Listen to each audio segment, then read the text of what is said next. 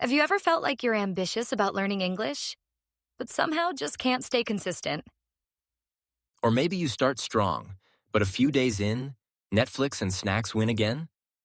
Well, you're not alone, and you've just tuned into the right place. Welcome to our podcast, where we dive into all things English, from smart tips and mindset hacks to real stories that keep you inspired and on track. I'm Emma. And I'm Ryan. Whether you're just starting out or have been learning English for years, today's episode is going to resonate with you.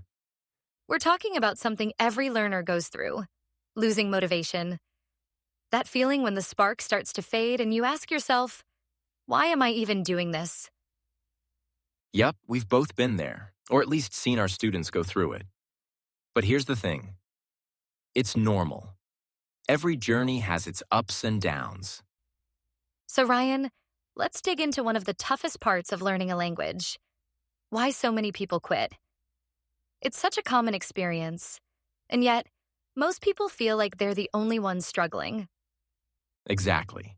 And I always say, the decision to quit rarely comes from a single bad day. It's more like a slow drip. A combination of things building up over time until someone just says, I've had enough.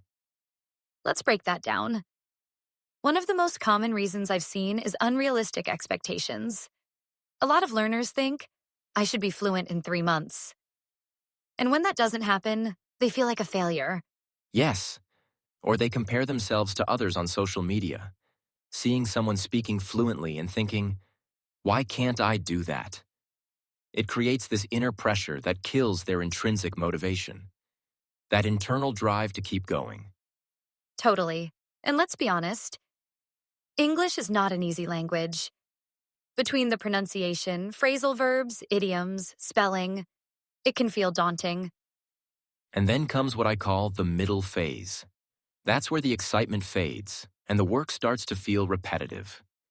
You're not learning wow words every day anymore. You're revising. You're hitting that plateau. Exactly. It's like the honeymoon is over and now it's real life.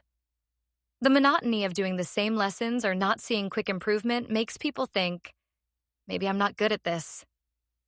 Let's not forget about life distractions too. Work, family, school. Life happens. People miss a few study sessions, then feel guilty, and before they know it, they've quit altogether. That's such a good point. Guilt is a motivation killer. I always tell my students, progress is progress, even if it's slow. A 5-minute practice is better than nothing. And then there's fear of speaking, the psychological block. Some learners are fine reading and writing, but the moment they have to speak, they freeze up. It's that fear of making mistakes, sounding silly, or being judged. But here's a truth bomb. No one becomes fluent without making thousands of mistakes. Amen to that. I mean, how many times did we mess up when we were learning other languages? Oh, so many. And I still make mistakes when I speak French. But I laugh, I learn, and I move on. That right there is what we want every listener to take away. Mistakes are not failures. They're stepping stones. If you're making mistakes, it means you're doing the work. So if you've ever felt like giving up, you're not alone. But the good news is it's totally possible to bounce back. And in the next part, we'll share how to do exactly that. Let's talk about the emotional side of learning, the psychological barriers. Ooh, big phrase. Psychological barriers are mental or emotional things that stop us from moving forward, like fear, self-doubt, or feeling not good enough. So true. I had a student who was amazing at writing, but she never spoke in class. She was terrified of making a mistake. Mistakes are part of learning. You must give yourself permission to make them. It's about building resilience, that ability to bounce back even when things go wrong. All right, let's talk about what can you do to stay inspired?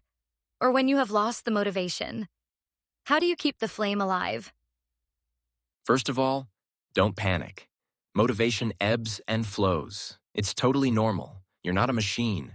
You're a human. Some days you'll be pumped. Other days, not so much. I always tell my students, motivation gets you started, but habits keep you going. You can't rely on motivation alone. You need a system.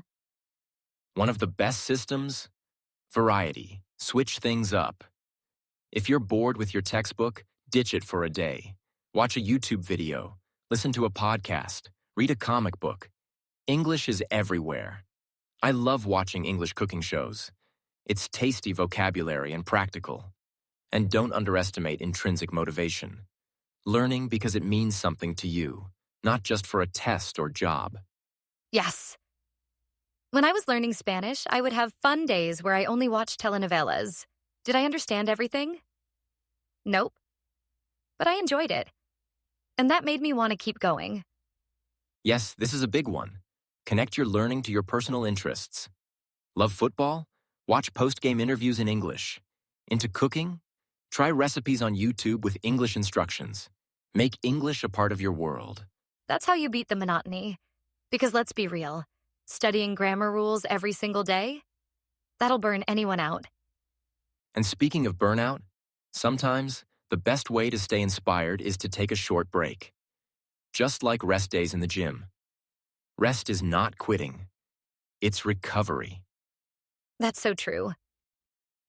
And here's a mindset shift that changed my life. Focus on small wins. Instead of saying, I want to be fluent, try, I want to understand one new song lyric this week. Or, I want to write one journal entry in English. Those micro goals help you feel progress, and progress creates motivation. It's a cycle. Action. Progress. Motivation. More action. And here's a fun tip. Make English social. Find a community. Join a language group. Follow English learning pages. Even a language partner on an app can make a huge difference. I had a student who practiced speaking every day just by sending voice notes to a friend. No grammar pressure, just chatting. And over time, it became a natural habit. Yes. So listeners, take a moment today and ask yourself, why do I want to learn English? Is it to travel? To connect with new people? To grow in your career? Write that reason down. Put it on your mirror. Make it your phone wallpaper. When you forget the reason, you risk losing the motivation. And hey, don't wait for motivation to strike like lightning. Build your own fire. Even on the days when you don't feel like learning, just do 5 minutes. That little spark can turn into a flame. Remember, staying inspired doesn't mean you're always excited. It means you stay committed even when it gets tough. Yes. And if you're listening to this right now, you're already doing something great.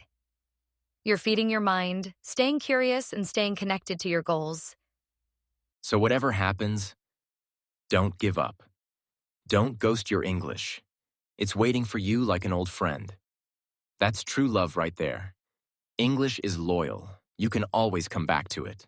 If you're feeling stuck, we want you to remember, every expert was once a beginner. And you don't have to be perfect. You just have to keep going.